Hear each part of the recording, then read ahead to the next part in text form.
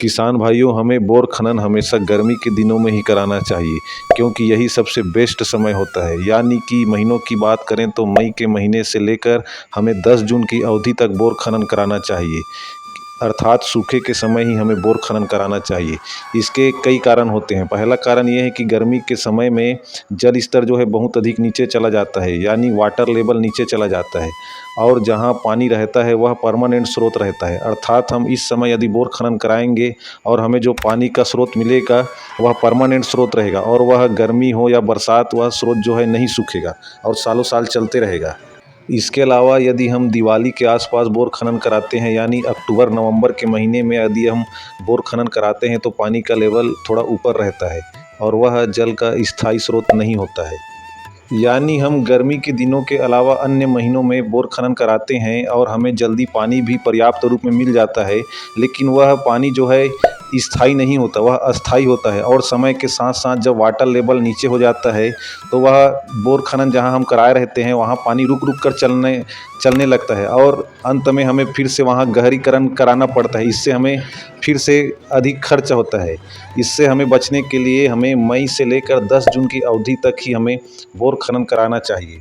इसके अलावा गर्मी के दिनों में आप बोर गाड़ी को अपने हिसाब से कहीं भी ले जा सकते हैं, लेकिन बरसात या अन्य समय में बोर गाड़ी बहुत अधिक हेवी होने के कारण धंसने का डर बना रहता है, और इससे अधिकांश बोर गाड़ी वाले जाने से उस जगह पर जाने से इनकार कर देते हैं जहां गाड़ी धंसने की संभावना रहती है। इसके अलावा हमें बोर खनन कराने से पहले कुछ बातों का विशेष ध्यान रखना चाहिए।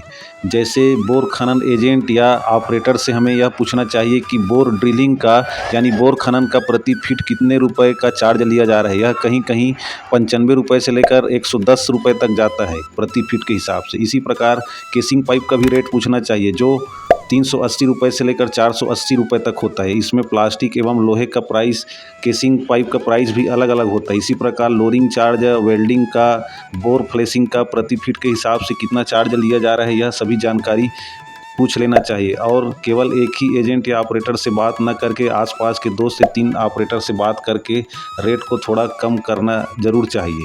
इसके अलावा जिसका काम अच्छा है आसपास के क्षेत्रों में जो फेमस है, ऐसे बोर एजेंट के द्वारा ही हमें बोर खनन कराना चाहिए। इसके अलावा हमें बोर खनन कराने के पहले पानी का लेवल ज़रूर देखना चाहिए, अर्थात पानी चेक अवश्य करवाना चाहिए। इसके लिए किसी समझदार और अच्छे व्यक्ति से ही हमें पानी चेक कराना चाहिए। यह लगभग 70 से 80% तक सही होता है, हालांकि कुछ कुछ में यह किस्मत पर भी निर्भर करता है। बोर गाड़ी लगने के बाद मशीन का लेवल ज़रूर चेक करना चाहिए, क्योंकि यह मशीन जिस जगह लगा है वह बिल्कुल समान और सीधा नीचे की ओर बोर का ड्रिलिंग हो, क्योंकि 1 इंच इधर से उधर होने पर बहुत अधिक नुकसान का हमें सामना करना पड़ेगा। इसके अलावा मशीन का लेवल को बीच बीच में चेक करते रहना चाहिए, क्योंकि बहुत अधिक कंपन होने पर मशीन थोड़ा बहुत ऊपर नीचे भी हो जाता है, क्योंकि आसपास की मिट्टी थोड़ी ढीली पड़ जाती है। इसके अलावा किसान भाइयों को अपने बजट पर भी ध्यान देना चाहिए, क्योंकि नॉर्मली एक बोर खनन करने में 50,000 से लेकर 75,000 रुपये तक का खर्चा आता है। इसमें पंप प्रतिस्थापन का अलग से खर्चा आएगा। तो ऐसे ही उपयोगी जानकारी के लिए कृषि विभाग की जानकारी यूट्यूब चैनल को सब्सक्राइब करें। धन्यवाद।